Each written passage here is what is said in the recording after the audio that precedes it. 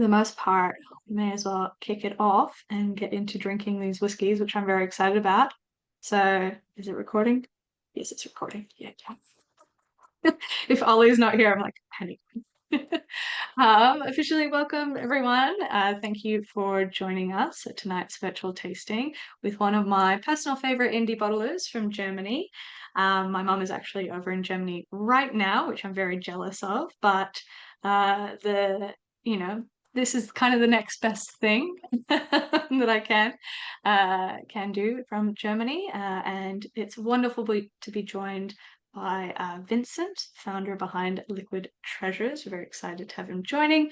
But before I hand it over to Vincent to talk us through these drams and how he selected them, quick housekeeping, I gotta go over. So full tasting housekeeping video is always in the Zoom email, and it's up on our YouTube channel if you ever need a refresher. Goes over the pointers of 6 glasses if you have them, but don't drink and drive is the key pointer in that video. Please don't do that. We love to see your tasting notes and questions in the chat. Please pop them in. Vince and I will try and answer as many questions as possible. And I'm going to quickly read out the tasting order for people watching back at home. Number 1 is the blended malt, 2 is the Strathmill, 3 is the Arran, 4 is the Inchfad, number 5 is the Caolila, and number 6 is the Tullibardine. So, done. Out of the way. I could add the ages, but it's just easier to say the names. So I'm really excited for whiskey number 1. So I'll invite everyone else to tuck into it with me. The 2007 blended malt 18-year-old. It kills me that 2007 was 18 years ago. 18 years, yes. And so I know that there's a couple of people in the group who are a bit new to the brand. So Vincent, if you want to tell us about this whiskey, give us a brief background on Liquid Treasures, and get us underway. Yes, hello everybody. So great to be back in Australia for our second tasting now. Yeah, I've set myself outside. It's on our nice and cozy lounge outside because we have still summer over here. So and then it's 11:30, close to lunchtime. So and in Germany you say like if the clock is double digit, you can have a dram. So so we're going to start with the blended malt of the current Love and Peace series. So because we have a lot of drams in 1 hour, so I think we just have a dram, and then I can talk about the selection of the series and about the label design. So during the tasting, and for the people that haven't been on the tasting last time. So last time I talked about a lot of like basic information about my company and my person myself. So just some rough information. And if you don't hesitate if you have any more questions. So I'm Vincent. I turned 50 this year, and I'm the owner founder of Liquid Treasures. And I founded that brand in about 2009. So my company eSpirits was founded in 2009. So I'm in the whiskey field for over 15 years now, and a part of doing this bottling of whiskey, and in the meantime also other spirits. I work for the Whiskey Fair Festival, well known, one of the first whiskey festivals with international touch that takes part here in Germany. So that's my second job, apart from doing whiskey bottlings. And yes, so I think that's just rough information. If you have any more questions, just feel free to ask. So the first of this one of the series of the Love and Peace series is this the blended malt 2007. So this is 18 years old, and was majored in a second fill Oloroso sherry butt. So we have a lot of bottles here, roughly about over 500 bottles, and it's for me. So that's why I decided to put it on the as a first whiskey, it's a very good start, a very easy drinking daily dram. And I don't know if you have filled this your glasses some minutes before, because I advised. So I have sent some tasting notes to Emma before, and I just recommend just give it a bit of time, because it develops a lot of lovely chocolate notes, and it's very sweet, very just drinkable. You can sip it like a daily dram, and you probably ask yourself, because it's just secret Speyside blended malt, what it's inside. Maybe you know already, because the infos can be found on the website. So it's confirmed as Macallan and Glenfarclas, amongst others. So we don't know. So confirmed as Glenfarclas and Macallan. Maybe there's a teaspoon of this or half a bottle of that. So that's what these kind of blended malts make it very interesting. You have a lot of room for thoughts and discussion. Yeah, I was wondering if did it come to you pre-blended in the cask? I know that there's a couple of different ways that brokers or independent bottlers will receive blended malts. Sometimes it was like filled in when they were new make spirits. Sometimes it's mature and then mixed together before being presented. Do you know how this kind of came about? To be honest, I don't know if at what time it was blended, because this was one of the casks we just bought before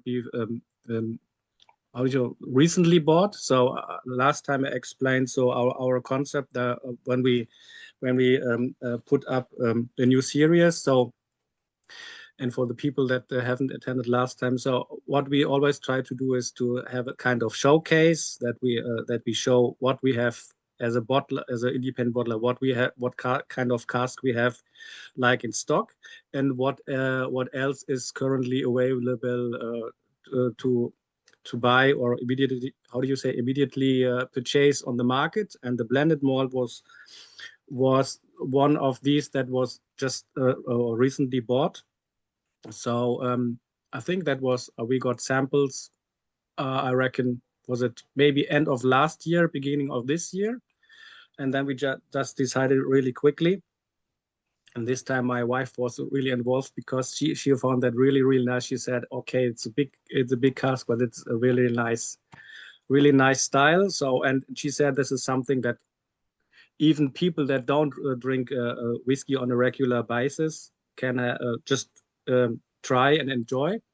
So that was bought, yeah, in January, and then straight put into bottling line to have it in April. So April always is some kind of a fixed point for us, because in end of April is the whiskey show in Whiskey Fair show in Limburg, and that's always yeah, our day to present our spring releases.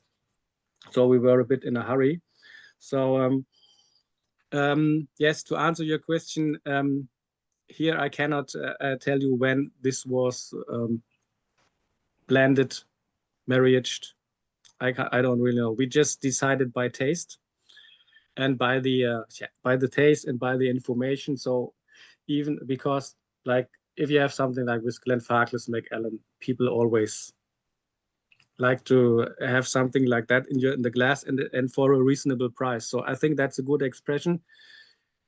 It's a blended malt, but you can feel, or you can taste the some kind of distillery characters, but you don't have to pay I don't know, a premium on top, because it said it's Macallan or Glenfarclas. So yeah, it shows that whiskey doesn't necessarily needs to be very expensive.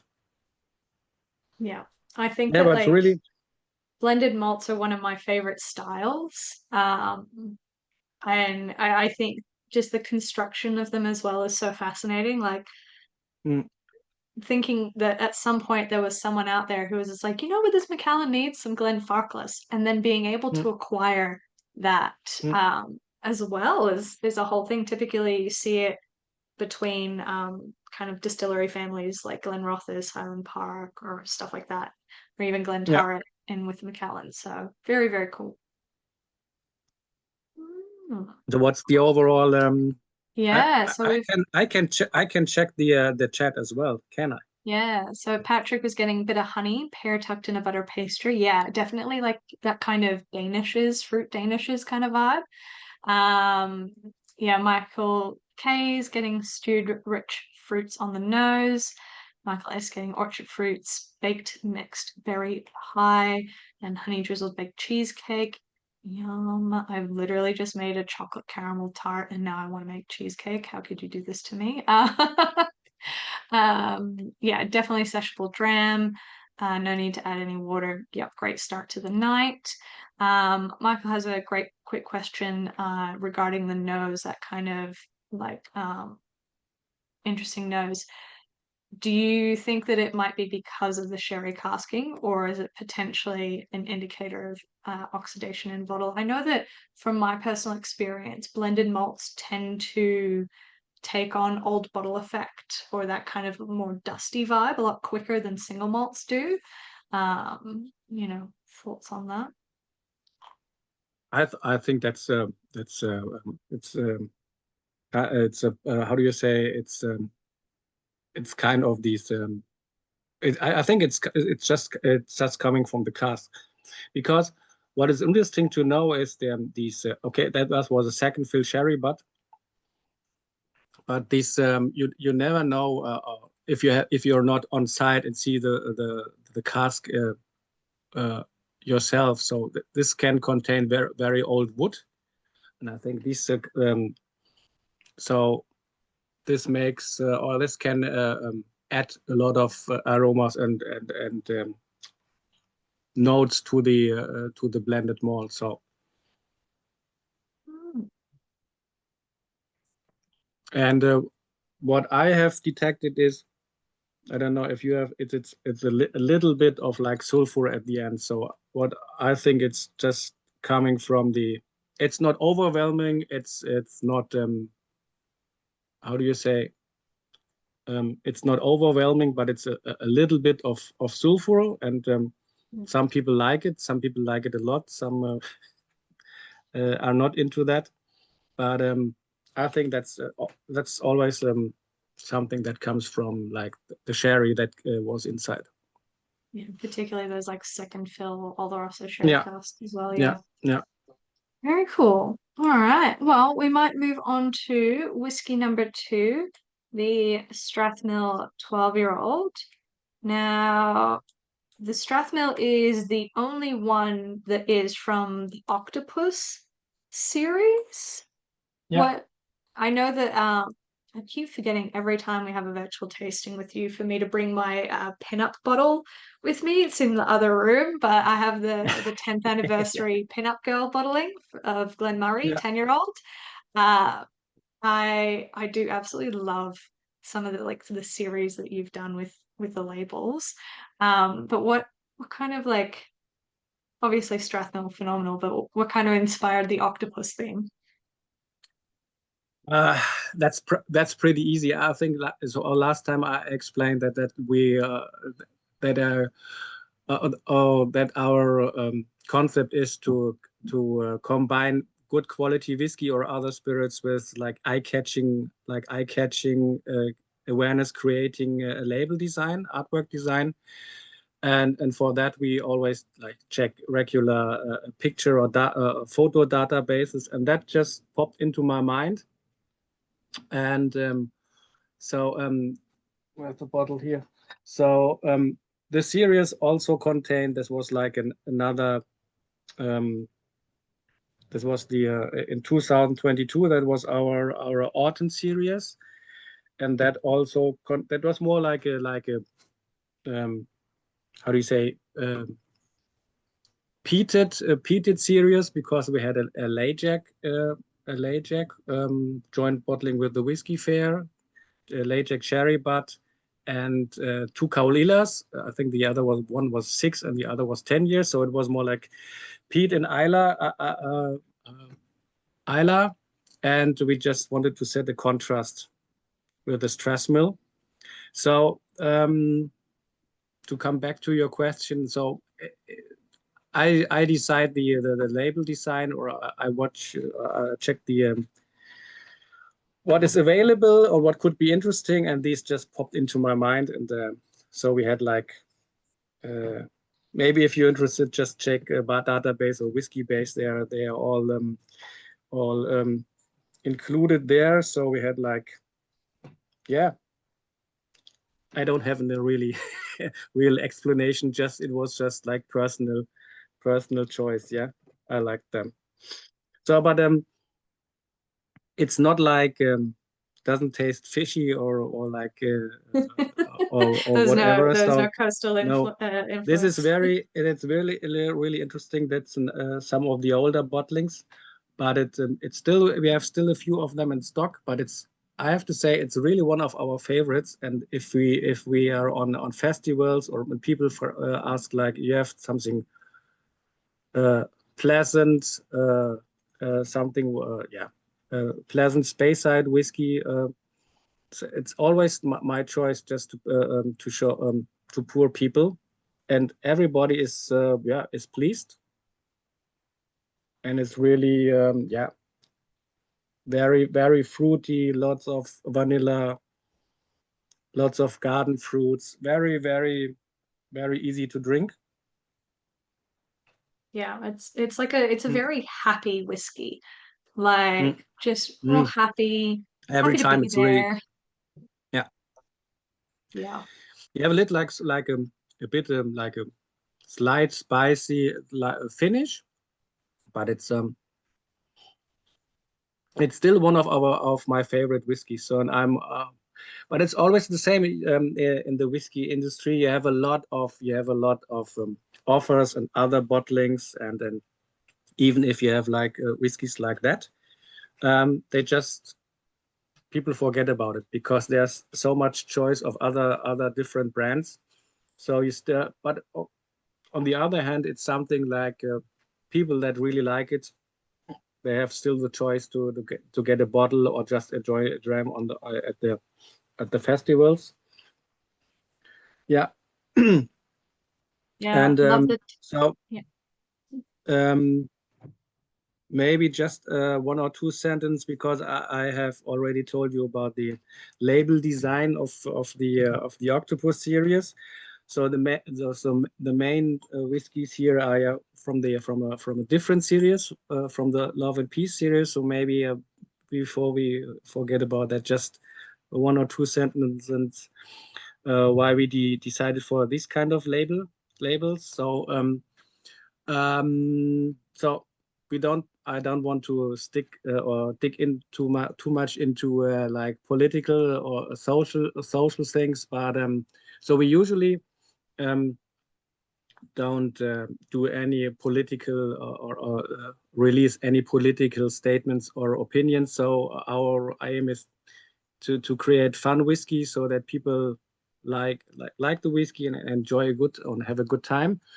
But so I don't know how it's in Australia. So Emma, we had just had a short conversation before, and so here in Germany, we have like very fearful. Yeah, people are very fearful. Ukraine, Taiwan, whatever. So and you feel like here, if you watch the news and the social media sources, so it's like conquered from haters, populist warlords, and so people are a bit like, yeah, I don't know what's the word. They're not kind of sad, but it's so it doesn't feel like before. Sad. So yeah, we thought Yeah. like we were this time maybe it's time to do a political statement, and I can just repeat from our press release. So it's dedicated to more peace, love, awareness, more together. Oh, are you still there? Ah, yeah. Okay. Sorry. Yes. I Yeah. thought I we just lost got the connection. labels. So, yeah. Okay. So it's against dictators, haters, populists, warmongers, and so just make love, not war, and have a dram between. Okay, you everybody will know we just lent this from the like the flower power movement in the 70s. So yeah, that's the story behind the Love and Peace series.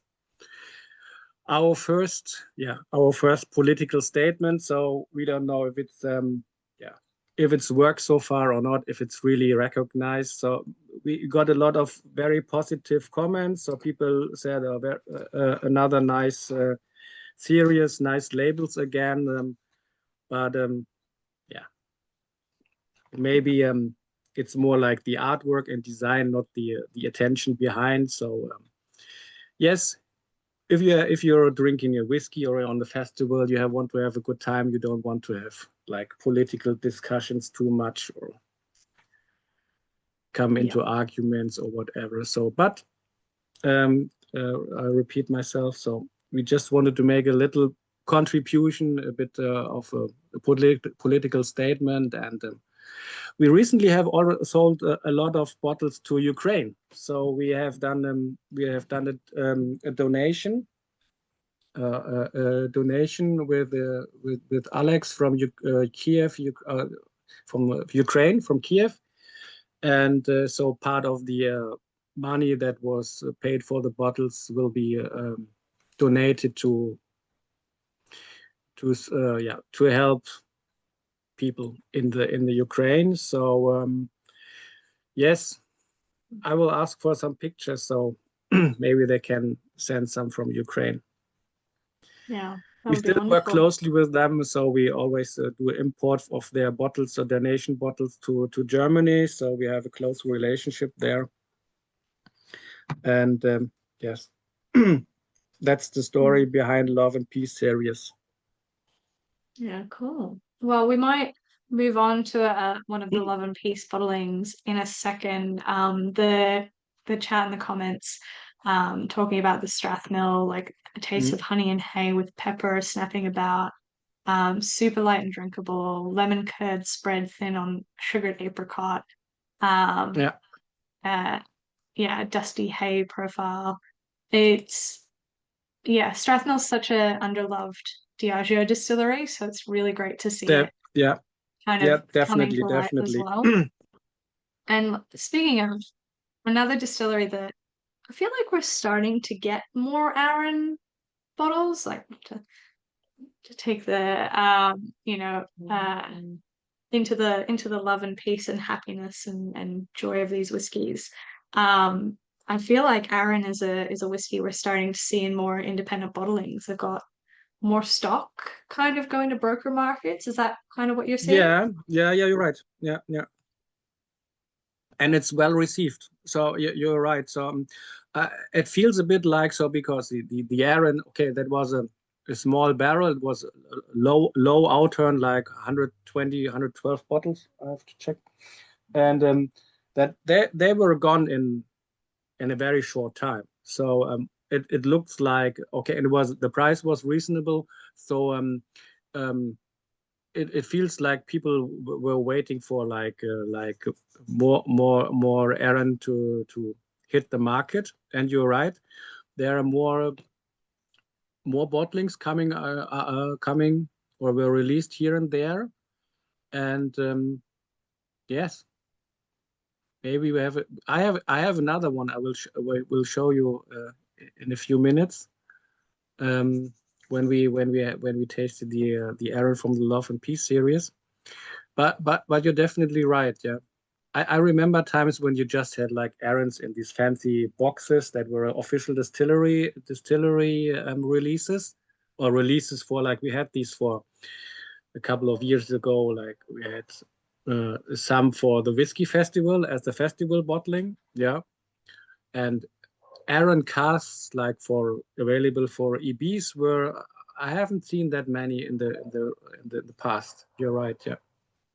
Yeah, I feel like as well, all of the Arran independent bottlings that I've seen in the last while as well, they're around that 10-year, maybe maximum 14-year Mm, mark, which is really interesting because the distillery is they're creeping up to 30 years now, almost. Mm. So yeah, it's kind of curious to see that this younger stuff is starting to leak out. Sounds like the wrong turn of phrase, but they're kind of Yeah, eking out. definitely. Yeah, yeah, Yeah. definitely. Because if you, I remember that there were offers like from older Arrans, like 20 plus years, and they were really kind of expensive. And I remember that was maybe even last year when the market when you already noticed that the markets are kind of cautious, kind of going more flat. They were offered for a really high price. Yeah, so something like that you, if you do a calculation, just a rough calculation, that you had to sell like about like 300 euro for like a 20 plus years Arran. Even it's like a fancy finish or a fancy cask maturation, but it's these very expensive bottles are not easy to promote and to manage anymore. So I'm very curious how, if the price is coming down there as well. I keep Yeah. my eyes on. Your eyes open and your fingers crossed. Yeah. Yeah, yeah, definitely. I- Yeah. I'll be interested to kind of see the Arran coming into the broker market over the next while. So when I was in Scotland, I picked up a lightly peated Arran from the SMWS, and I feel like Mm, it's curious to me because obviously they've got lag to produce peated spirit now. So I'm wondering if they had kind of planned for Arran to be mm, more broad in the offering, I suppose, that they distill, and then with lag opening, they've moved so much away that they're like, oh, we don't need this stock anymore, and that's why we're seeing. Because like yeah. I think lag was kind of a 10 years ago thought Mm, project, so maybe this is just stock that they were yeah. like, oh, we've got lag, we don't need I this. would love to be in this position to say, oh, we don't need that stock anymore. Yeah. Yeah, That's, I would okay. love Yeah. to be in the position to receive it as well. Yeah, definitely. Yeah, definitely. So it's you're right. So they are available to the more like public or to the smaller bottlers like us, and to bring them over to you and to other customers. So Hmm. very Yeah, great. super. Yeah.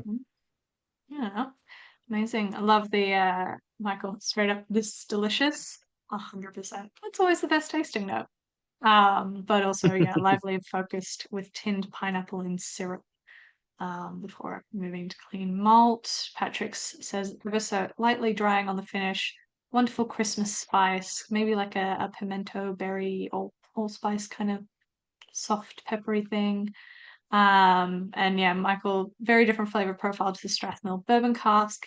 Any idea where the bourbon cask for this Arran came from? Which bourbon distillery? What was the question? Sorry. Was the Oh, question to me? do you know which bourbon distillery the cask this is matured in would have come from, or that wasn't given in the Wow. info? This is a very specific question. So you usually just if you get these if you get the offers of these casks, they don't tell you it's like a bourbon cask from, I don't know, bourbon distillery X or what X or Y. So it's just bourbon barrel.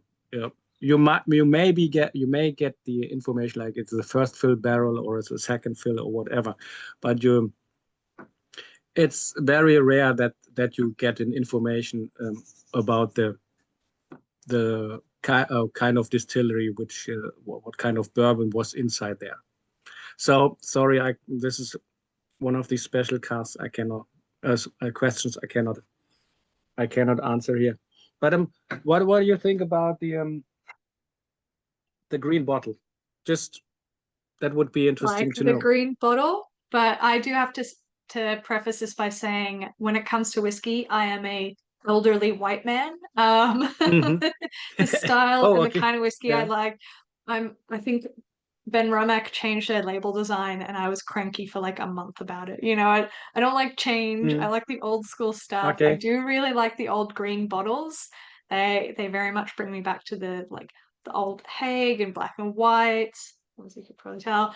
Mm. You know, black and white and VAT 69. So like I quite like it. I think it's pretty cool. Yeah. Yeah, I'm because curious to see what everyone else in the chat kind of thinks about them. that was our that's like a premiere as well. So it was our very first bottle in a green bottle. So I don't know. I thought like um the bottling supplier, they usually offers like the ordinary white flint bottles, and all of a sudden there was an offer like, oh, we can also provide green bottles, and I thought like, oh, cool. So because I thought like, okay, it's a bourbon cask, so it won't be anything for people that decide a bottle by like color or whatever. So like, oh, this is a very, so if you had like a sherry cask, so you most likely wouldn't see the full color before you open the bottle. So I thought like, okay, it's a bourbon maturation, so just give it a try, yeah, and see how it works and how people react, yeah. So Scotch Malt Whiskey Society is doing green bottles for, I don't know, I think from the beginning.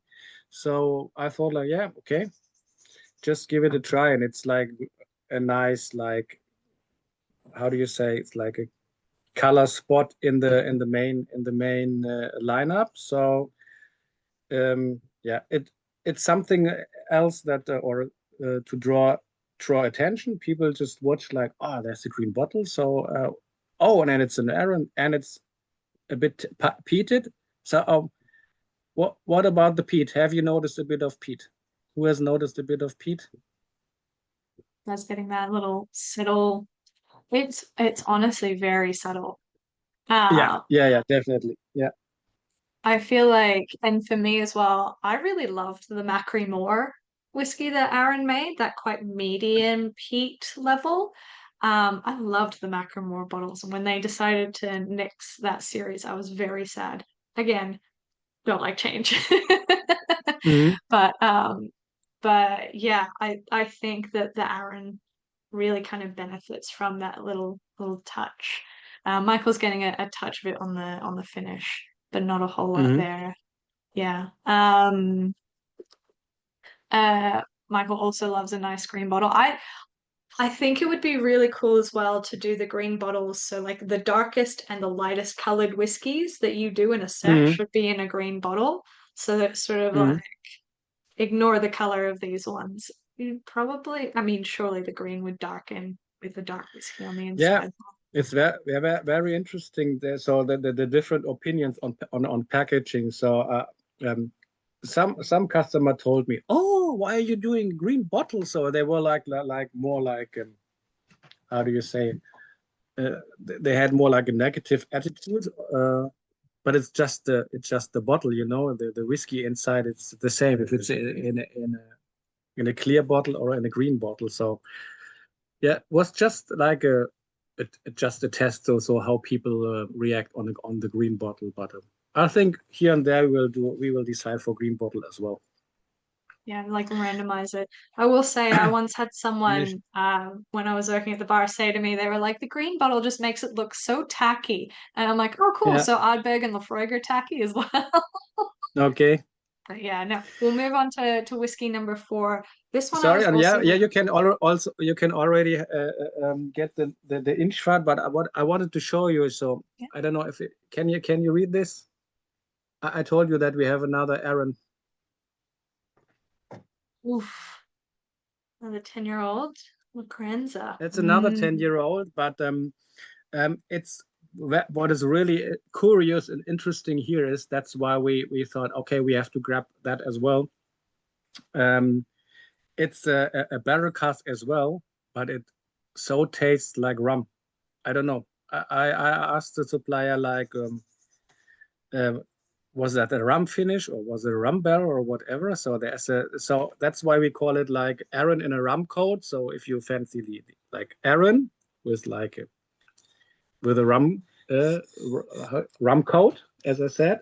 So it's another nice expression. So it's not part of the, it's not the official part of the Love and Peace series, but you can see we have changed the design here a bit there, so there's no drop. It's like a peace sign here as well, and like pigeon. So maybe I can send you a photo if someone is interested. So that's what we have in stock as well. That came later, so I couldn't offer it. So offer it at the same time. Yeah. Very cool. Well, maybe that one.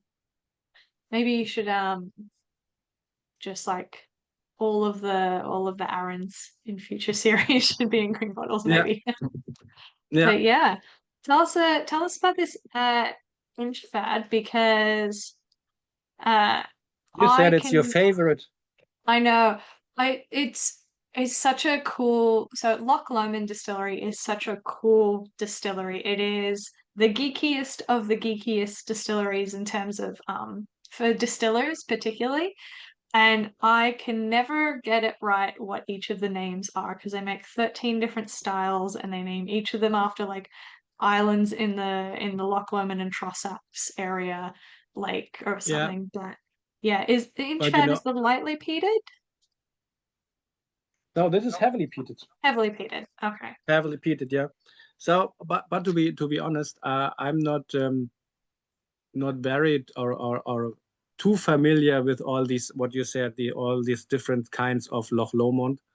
So what I know is I think that's has the Loch Lomond has a similar fate like Strathmill. It's like more like an undervalued distillery. So it's not like hyped a popular distillery that people just grab a bottle without tasting because it's a distillery X or Z.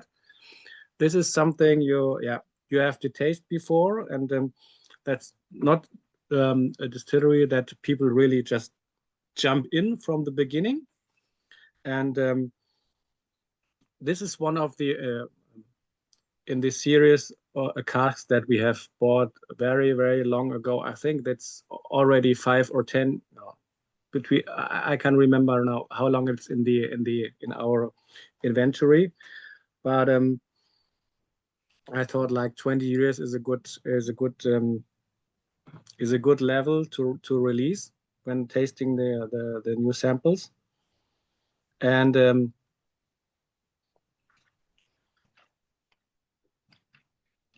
yeah, there's no, how do you say, there's nothing you can complain on that. It's really, from the beginning, Yeah. from filling in your mouth to the finish, it's um yeah, it's going down like oil for me. That's why I thought maybe we can bottle it now. It's the right time now. Yeah, I feel like Loch Lomond really nails that like quite cloying smoke, but cloying in a good way. Like it really, yeah, that I think, yeah, Michael bang on with the resinous, like that really residue kind of smoke that Mm, it adopts. But yeah, so I think so Loch Lomond produces a bunch of different styles, and you've got the core range, which is unpeated, which you see at bottle shops in Australia, and this is going to sound really rude. I don't know why. I feel like not a lot of people know it, and if you know Loch Lomond, you're not reaching for the core range whiskies. yeah, You're, grabbing something different. But I think it's Inchmone is lightly peated, Inchmurrin is unpeated, Crofton Gia yeah, is yeah, heavily peated, but like a high cut, and then Inchfad is heavily peated, but a short cut for the hearts. Um, yeah. yeah, To be it's honest, yeah, really you're tricky. probably more experienced or more educated here. Yes, there are so many, like you have, as you said, you named Croftenga, Inchfad, some, I don't know, some other more. For me, it feels like distillery that themselves, they don't really know what they want. they don't know which lane well, they're in. Yeah. yeah, okay, I don't want to complain. So they're doing a good job. So for some, for they will have like a concept what they release under what name, but for me it's really hard to follow. So where's the difference? You have to be a very for me you have to be a very experienced Loch Lomond expert just to tell people. So this peated one is Inchfad and this peated one is Croftenga. And for me personally, and I'm always honest, I couldn't tell people what is the real difference between Croftenga, also peated Loch Lomond Croftenga, and like peated Inchfad. Yeah. I used to work with someone who was Loch Lomond obsessed. He still is. Oh, Um, is he, you and know him, or is he attending the tasting? no, Lachlan Watt, he used to be at the bar manager at Whisky and Element. Mm, He dedicated himself to learning every single like difference between all the different Loch Lomond types okay, okay, of spirit. So this is, don't quote me, this is all what I can remember vaguely from the giant rants he would go on. But yeah, it is, yeah, it's very much that it doesn't, Loch Lomond doesn't really know which lane it wants to be in. And I know that they release stuff for like the golf tournaments and stuff in Scotland, okay. but I feel like it's really like it takes off in the indie scene, Mm. with whiskey drinkers who are into independent bottlings, because that's where it kind of really gets to showcase and shine. And like I'm curious, it's curious to me why they have such a white bread style core range when they have the Yeah, capability to produce these really cool, really unique styles of whiskey that they could be releasing under their own name. So it's very interesting. I'm not mad. I hope they keep producing this, even if we only ever see it in indie bottlings. But yeah, I think that's what we're here for. Yeah. If they exactly. don't want Yeah. to release it under their official brand, so fair enough. There are always like people that uh, will take a cask and release it under their brand. So Yeah. Well, the got some tasting notes from Patrick as well here. For heavily peat, it's more subtle than anticipated. yeah, Yeah, I think the yeah, the peat is only, not overwhelming. Yeah, and yeah, I have to it's admit, quite yeah, meaty. you're right. Yeah, I have to admit, um, the ex the info heavily peated type on the label. It's just because Inchfad is known as heavily peated. So we just put that on the label. Um, um, but so you never know. Maybe it was heavily peated and it was filled in the cask 20 years ago, and some of the peat just Blew off. Yeah. went off with the angel shares and um, yeah, and just left a more pleasant peat side. So if you expect a peat monster and you're disappointed, then I say it's you're totally right. But for me, it's like yeah, like a very pleasant type of peat, and yeah, just a matter of taste. Yeah. It's not wrong. It's just everyone likes Yeah, different things. This is yeah, definitely more different. Yeah, kind of yeah, yeah, this style of yeah, peat that I personally prefer as well. yeah. But moving into more peat that I think everybody loves. I mean, we call Kalila Mr. Consistent for a reason. Um, I, who was I talking to? I was talking to someone in the UK, and it was like, or maybe another indie bottler, and they were saying Kalila is the only distillery that I would buy blind.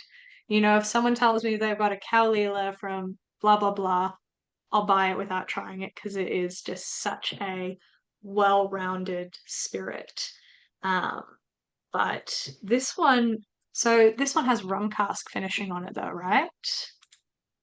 Yeah, I think last time I think maybe you showed you remember this bottle. Yes, yeah. Yeah, yeah.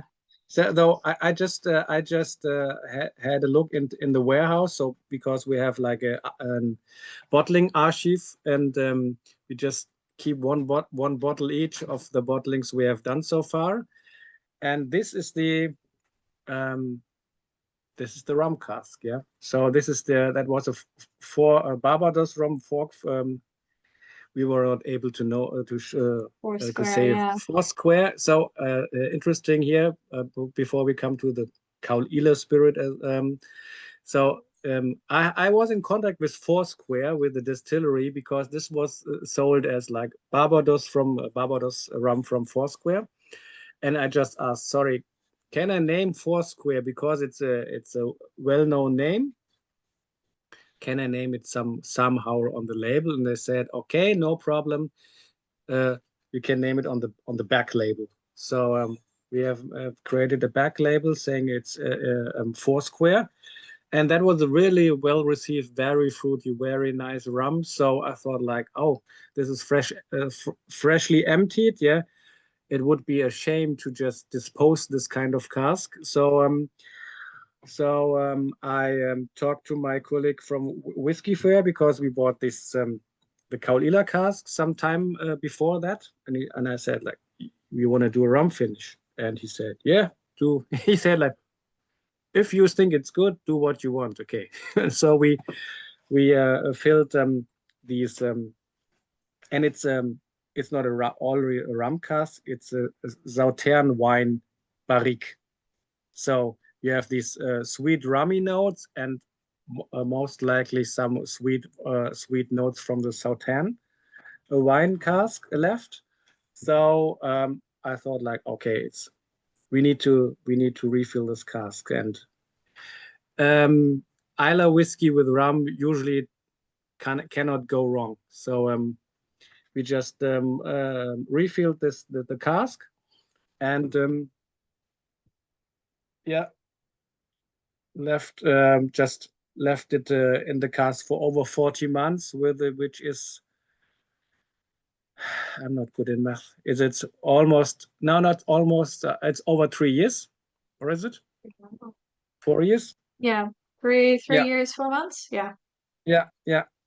So and I think the result is very, very, very good.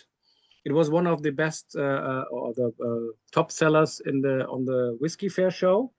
So I released my part of the cask under the Love and Peace series. My friend Jens, he released his part as a bottling as a festival bottling for Limburg. And almost he said, "Oh, that went really well." Almost everybody who tasted that Caol Ila bought a bottle. So it was very for us. I still have some bottles in stock, but it's was a what it was really well received. Mm. Yeah, wow. It's like it's so interesting. I haven't had too many, I shockingly actually haven't had too many peated whiskies finished in rum cask. I think the most notable was a Bruichladdich that I had. But Mm. yeah, like Michael said, Kalila does well in so many cask types. Patrick's getting campfire and a hint of candied ginger. Yeah. Foursquare as well. I can't drink rum. For many of you in the chat You know, can't drink rum? I cannot Oh, drink you're rum missing because something. I'm allergic to it. Oh, I'm, really? yeah. Okay. It's not that I choose not to. I have so much respect for rum. I think it is such an incredibly crafted spirit, but it makes my throat close over. So like, not ideal.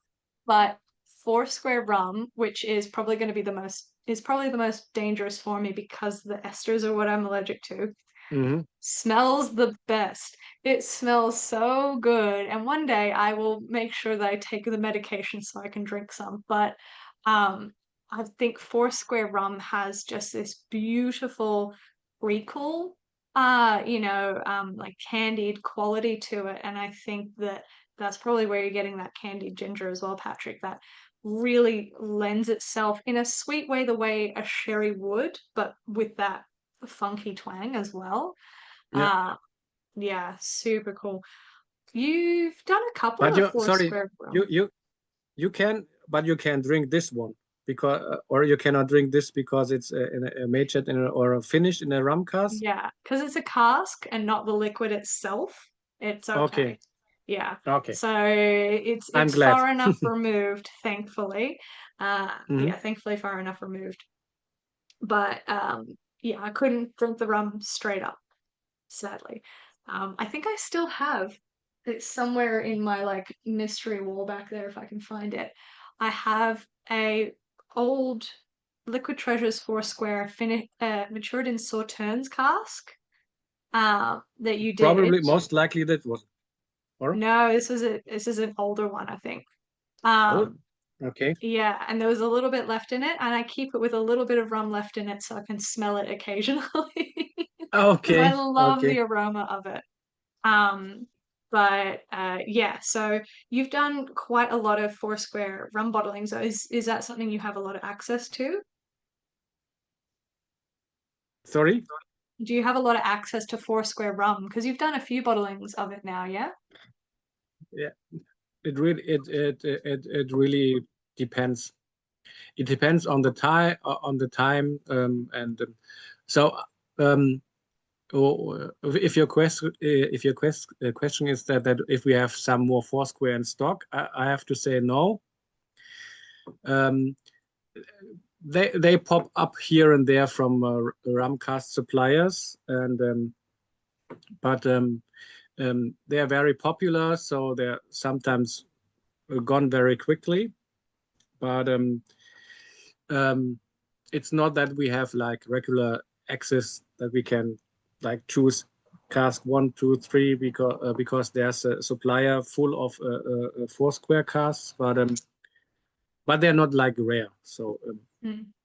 if you like to have another Foursquare cask, so then I think it's no problem to to get one. Not like other famous distilleries or closed distilleries. Um, but in the moment, there's no Foursquare in stock. We have a few others, like we have a Panama cask, and we have some more like from Trinidad distillers. That's something we have in stock in the moment, and another Worthy Park. Um, that was one part. One was a part of the series. So we had like the six whiskeys, yes, and one rum. That was the Worthy Park. But you are the whiskey list, and I think Oliver is more focused on whiskey, so there was no rum in the order last time. Yeah, I think unfortunately it's one of those things, particularly in Australia, the only rum that Mm. really gets consumed here is Bundabergs. But Bundaberg rum is your own, but your own. Yeah, Bundaberg is a part of from Australia. from Queensland, yeah. Yeah, yeah. I Mm, remember I told everybody last time that I spent a year in Australia many years ago, and Bundaberg was one of these hotspots for fruit pickers. yeah, Yeah, there was a yeah. lot It's a of really tropical I area. know I met a lot of broke travelers that had to work in this on the fruit fields, and they always complained like, "Oh, I have to pay a lot of for accommodation and whatever." So Bundaberg was is kind of familiar. So I missed Bundaberg, but I'm not. You How haven't do you missed say? much. Yeah, I haven't missed much. So The I was area is glad that I hadn't beautiful. had to do any fruit picking. Yeah. Yeah, fair enough. Yeah. So, I mean, look, this whiskey is gorgeous. Mike says it's very balanced, sweet and dirty at the same time. Um, yeah, Bundaberg is not for the geeks, though. They do have some like old Solera matured rum stuff that I've heard is Hmm. phenomenal. The fancy Bundaberg is apparently quite good, but getting your hands on it is quite difficult. So but like outside of that, talking about the Kalila again, do you think that you'll do more kind of rum cask finish experiments like these in the future? Um, I think so because usually these rum casks, especially if they are like if they are freshly emptied, they can give a lot of extra notes to a whiskey. So I will not buy any like empty rum cask to do it on a to do finishes on a regular basis. But I think if we bottle full casks of rum in the future, or and we have an empty cask, so definitely we will do some more of these experiments. Definitely, but it's not planned in the moment. So Cool. Well, I did find on my shelf. ah yeah, I remember. That was one of our joint bottlings with the Belgian partner. Yeah, Yeah. I think that was Tiny. the one. Yeah, Yeah. maybe you should refill it into a smaller bottle, or that they don't that you I like don't the how do bottle you say, design as well, though, but yes. Yeah. that you don't lose too much aromas in the big bottle. Yeah. Usually, Yeah. this kind of filling we do like samples and sell it on a festival, because it doesn't make sense to leave this for in a bottle for a longer time. It's just loose and then it's flat, and then you can just put it in the Yes, bin. I should Yeah. I should definitely move it to a smaller vessel. I think it's been on my shelf for a while now already, but yeah, I just love the aroma of it. But we will, I think, just conscious of your time as well. We want you to enjoy as much sunshine as left in Germany for the summer. I'm easy. I'm easy. I think I have to take off the rest of the day, because I have I had many drams with you now, so it's So lunchtime now. one of the Cannot drive hazards of the anymore, job. so I yeah, love hard it. life, very hard life. But we'll finish on whiskey number 6, the Yeah. Tullibardine, and I'm sad to see one of our Canberra-based regulars, Leo. It's his favorite distillery, so I might have to save the rest of my sample to share with him. But yeah, tell us about this one. Um, this is a first fill sherry cask, and I'm really into this kind of sherry, because you know in Australia, you know Nutella. You know Yeah. this? Mm-hmm. Yeah, and Yep. when I had this, the nose is overwhelming. So I always have this like Nutella smell in my nose. My kids eat that every morning before school. Mm.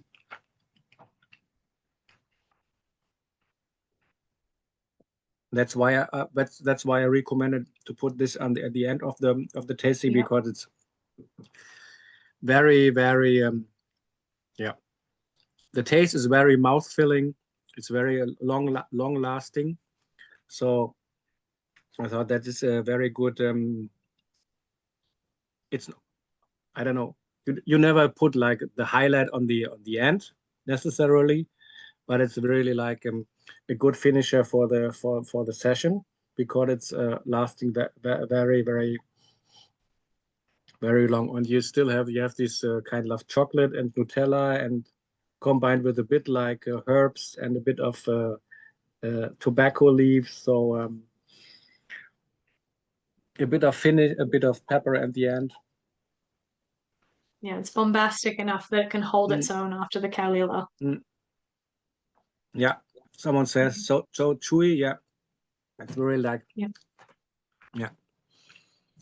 Mm. So I think as well, this is probably one of the youngest Tullibardines I've seen in an indie bottler. Um, I think most of the Tullibardines hitting the market now are like 17, 20, over 20 years old. Um, this is kind of a fairly, I don't want to say young, it's not that young, but young-ish Tullibardine Yeah, as well. And for yeah. this level of like intensity and viscosity and flavor for such a young age is impressive. But yeah, do you think we'll see more younger Tullibardine coming? From my side, Well, you said from you're the one with the brokers. Yeah, I have to say, okay, we have some Tullibardine in stock, but it's a bit younger and it's a butt. So it was that the time we bought that it was kind of cheap. So we said like, okay, we give it a try and then do cut some kind of like new make, and so it has to mature for a bit more time. But yeah, I have to say Tullibardine here and there popping up onto the market, and, especially these kind of like sherry cars, and they are always well received. So to answer the question, so I don't have this one of these kinds in stock in the moment, but as I explained last time, we always monitoring the market, we checking the offers and here and there. That's our daily business. So if something like that comes across again into on the table, we will consider getting another one of these. And Yeah. because these the cask was very active and had a lot of sherry left in them, so we have refilled this as well. So we have refilled this with the Dalewain new make. So probably maybe at like okay, for my 60th birthday, maybe I can consider doing 10 years from now, we'll be yeah. tasting So that I one. have to say I'm not too I'm this is kind of like like a barrier. So I'm not too big into uh, um, releasing like very young whiskeys. Okay, Isla whiskeys can work if they're like 6, 7, or 9 years old, but other ones, so most of them like are like finished or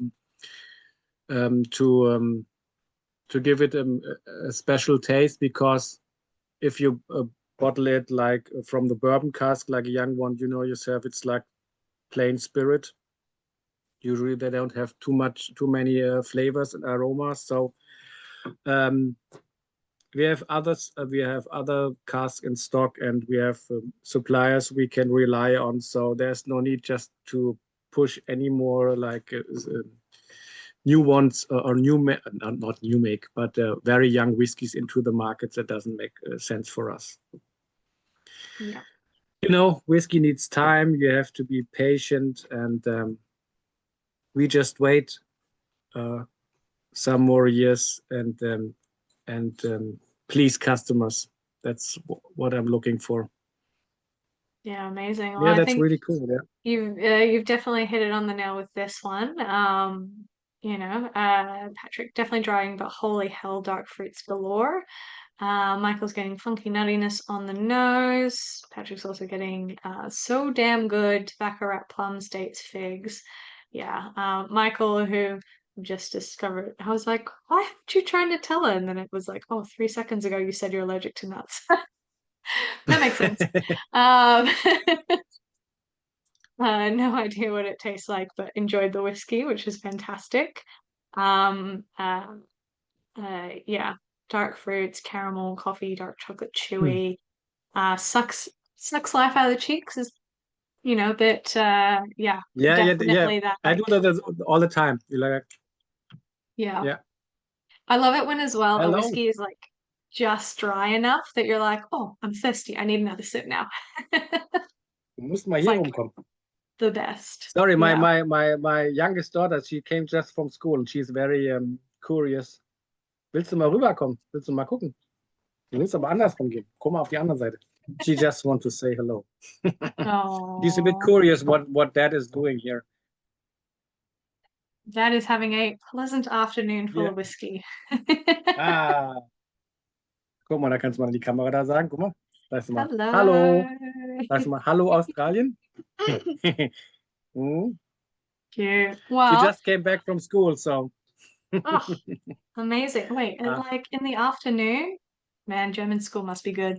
Um, no, it's not afternoon. It's like half an hour from lunchtime. So she had just like 4 hours of school.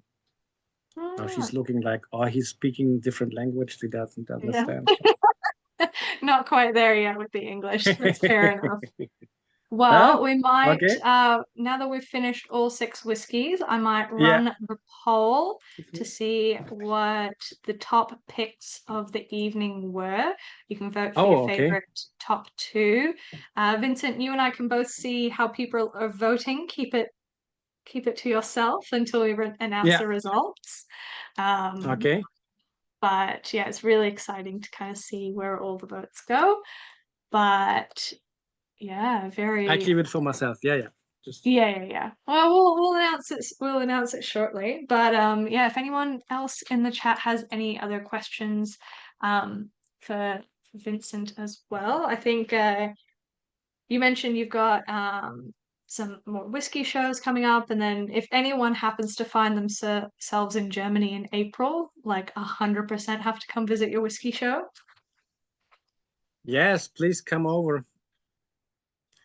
I know it's a long way, so it's a long way going to Germany. So, but we have people coming from Australia.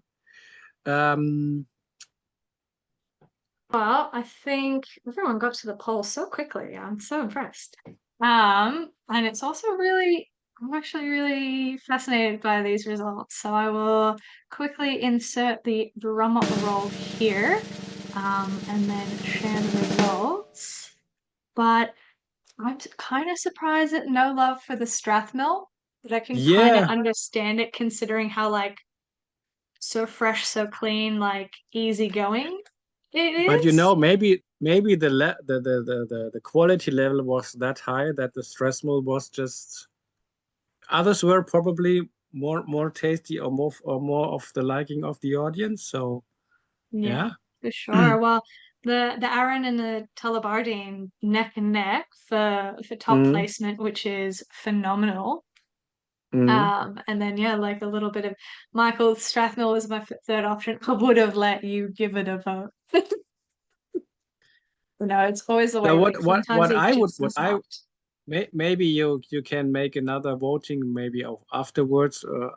So um um what does would people fancy maybe educational tasting for like French spirits like Calvados or Armagnac, or okay, we can Oh, I extend see to some like shaking rum. nose, So some I thumbs, know you yes. you yeah, I know you the whiskey. Also, you're the whiskey list. You're more focused on whiskey, but maybe some of the customers attendees are looking, how do you say, over the plate and Mm. testing other spirits, because we may I show you, because what we work in the moment is like we will release some Calvados, some single cask Calvados, cask strengths, and we will have two different ones, a 21-year-old one and an 18-year-old one. They are all what you don't find often. Like this one is 100% apple, and the other one is 100% pear. That is very hard to find. So, and it's Calvados. I hope I pronounce it right because I'm not familiar with French. So Dom Frontés. So Mhm. this is kind of 100% pear distillate.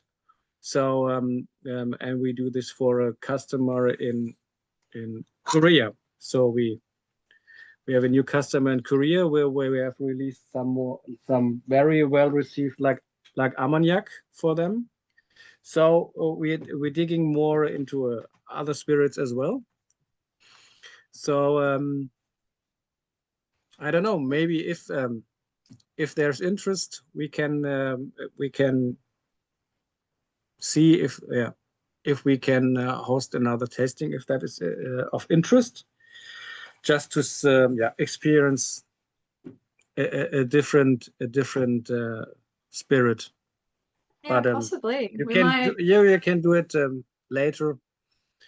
And Yeah, we might suss it out for the future. I've always wanted to do like an unusual spirits one yeah, tasting in the yeah. future, but yeah, definitely one for the books. But And what we yeah otherwise, Yeah. Yeah, and sadly, this is the end of the tasting. Yeah. Normally I have the whole spiel about bottles. I believe almost I think all of the bottles that we tried today in the tasting are up on the Whiskey List website, and obviously for Yeah. rewards members you get 20% off, I believe, all of the IBs that we bring in. Nobody tells me this stuff. All I know is I'm like, damn, that's cheap when I see the bottle Okay. on the thing. But yeah, so bottles are available up on the website. I've got Patrick down for an unusual spirits VT, but that is it from us tonight. Thank you guys so much for joining in and tasting along. And I'm sure we'll have Vincent back soon enough to taste through some new whiskies. And before But you, sorry, yeah, go for it. I don't want to interrupt you, but before everybody's logging off, so look, so that's what we're working in the moment on. I Just see the received word this. I love. This is 1994. a 32-year-old Isla, 33. So we are working on that. Negotiation is in progress. So as I said, high value bottles are not too easy to manage, but maybe something people can looking forward to that in the near future. Amazing. You heard it here first. Exciting things coming. Oh, yeah. Thank you so much, everyone. Enjoy the rest of your evening. Take care.